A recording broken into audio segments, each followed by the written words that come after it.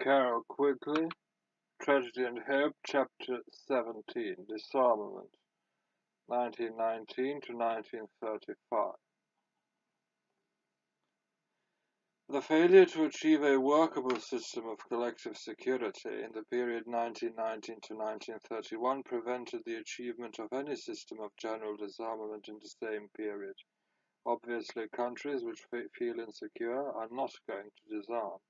This point, however obvious, was lost on the English-speaking countries, and the disarmament efforts of the whole period 1919 to 1935 were weakened by the failure of these countries to see this point and their insistence that disarmament must precede security rather than follow it.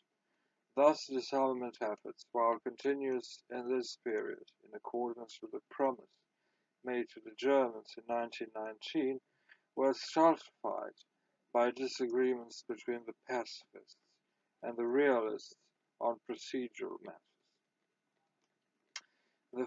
The pacifists, including the English-speaking nations, argued that armaments cause wars and insecurity, and that a proper way to disarm is simply to disarm.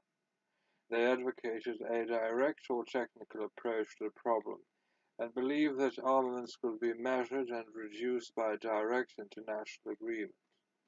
The realists, on the other hand, including most of the countries in Europe led by France and the Little Entente, argued that armaments are caused by a war and a fear of war, and that the proper way to disarm is to make nations secure. They advocated an indirect or political approach to the problem, and believed that once security had been achieved, disarmament would present no problem. The reasons for this difference of opinion are to be found in the fact that the nations which advocated the direct method, like Britain, the United States, and Japan, already had security and could proceed directly to the problem of disarmament, while the nations which felt insecure were bound to seek security before they would bind themselves to reduce the armaments they had. Since the nations with security were all naval powers, the use of the direct method proved to be fairly effective in regard to naval disarmament, while the failure to obtain security for those who lacked it made most of the international efforts for disarmament on land or in the air relatively futile. The history of naval disarmament is marked by 4 episodes in the period between the wars. 1. The Washington Conference of 1922, 2. The abortive Geneva Conference of 1927, 3. The London Conference of 1913, and 4. The London Conference of 1936. The Washington Conference was the most successful disarmament conference of the interwar period, because such a variety of issues came together at that point that it was possible to bargain successfully. Britain wished, 1. to avoid a naval race with the United States because of the financial burden, 2. to get rid of the Anglo-Japanese alliance of 1902, which was no longer needed in view of the collapse of both Germany and Russia, and 3. to reduce the Japanese naval threat in the southwestern Pacific. The United States wished, 1. to get Japan out of East Asia and restore the open door in China, 2. to prevent the Japanese from fortifying the German-mandated islands which stretched across the American communications from Hawaii to the Philippines, and 3. to reduce the Japanese naval threat to the Philippines.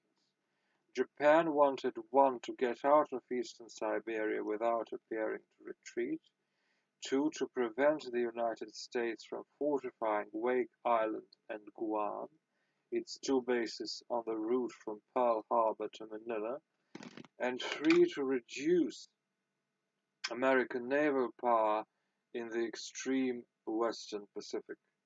By bargaining one of these for another, all 3 powers were able to obtain their wishes. although this was possible only because of the goodwill between Britain and the United States, and above all because at that time, before the use of fleet tankers and the present techniques of supplying a fleet at sea, the range of any battle fleet was limited by the position of its bases, to which it had to return for supplies at relatively short intervals. Probably the key to the whole settlement rested in the relative positions of the British and American navies. At the end of 1918, the United States had in its battle line 16 capital ships with 168 guns of 12 to 14 inches. Britain had 42 capital ships with 376 guns of 12 to 15 inches, but the building programs of the two powers would have given the United States practical equality by 1926.